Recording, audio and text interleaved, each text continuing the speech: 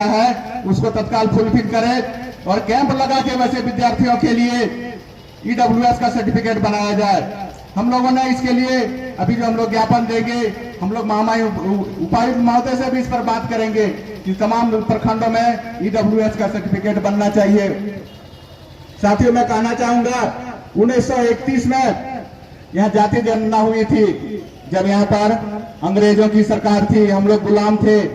उस समय जाति जनगणना हुई।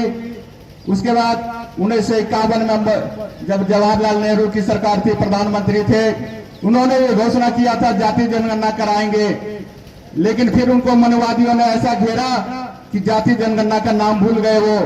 साथियों, मैं कहना चाहूंगा हमारे जो नेता हैं आदरणीय लालू प्रसाद यादव जी, शरद यादव जी, रामविलास पासवान जी, नीतीश कुमार जी सहित कई नेताओं ने काफी दबाव दिया।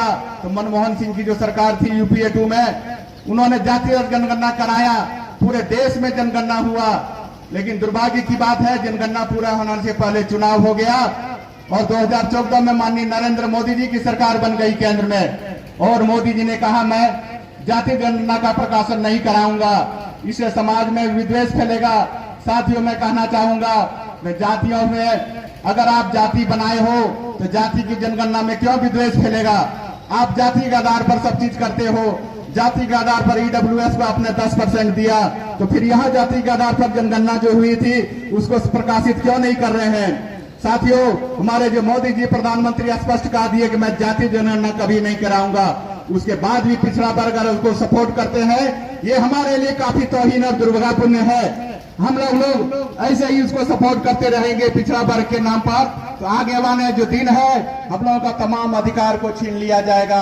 हम लोग कहीं के नहीं रहेंगे। पिछड़ा वर्ग में जो हम लोग को आरक्षण दिया गया है वो छीन लिया गया।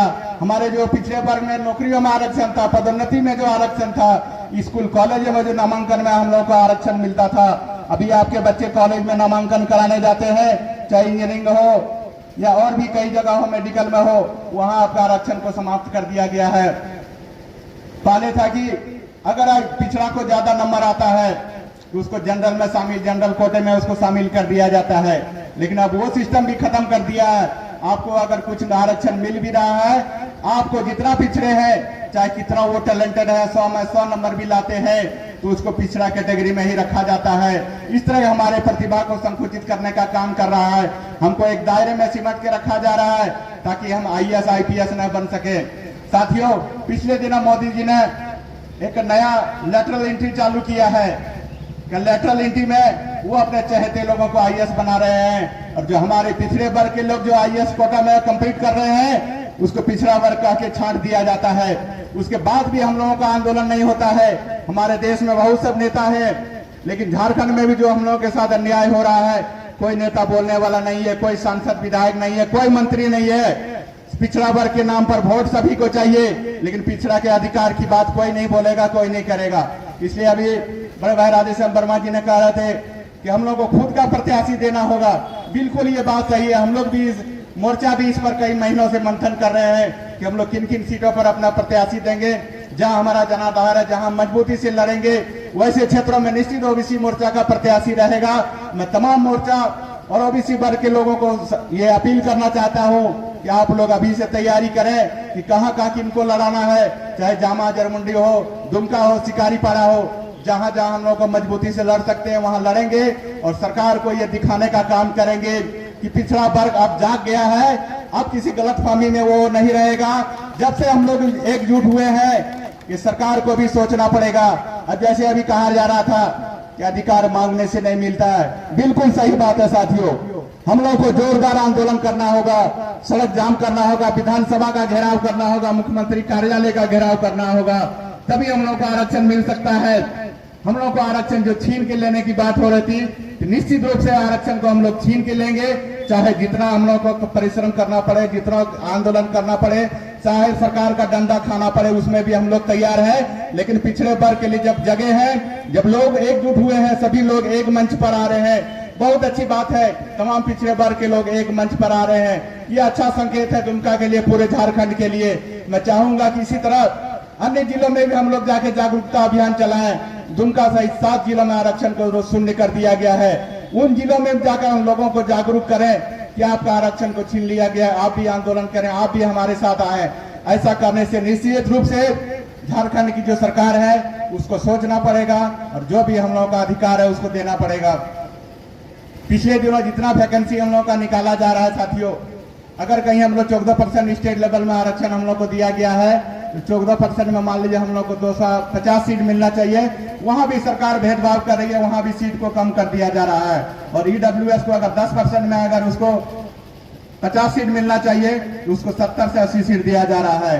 तमाम जगह हम लोगों के साथ भेदभाव हो रहा है। जितना भी झारखंड के प्रशासनिक पदाधिकारी है, मनुवादी अफसर जितने भी हैं, उन लोगों ने हम लोगों को आरक्षण को जो भी सरकार दे रही है उस पर भी कुठाराघात हमला कर रहा है।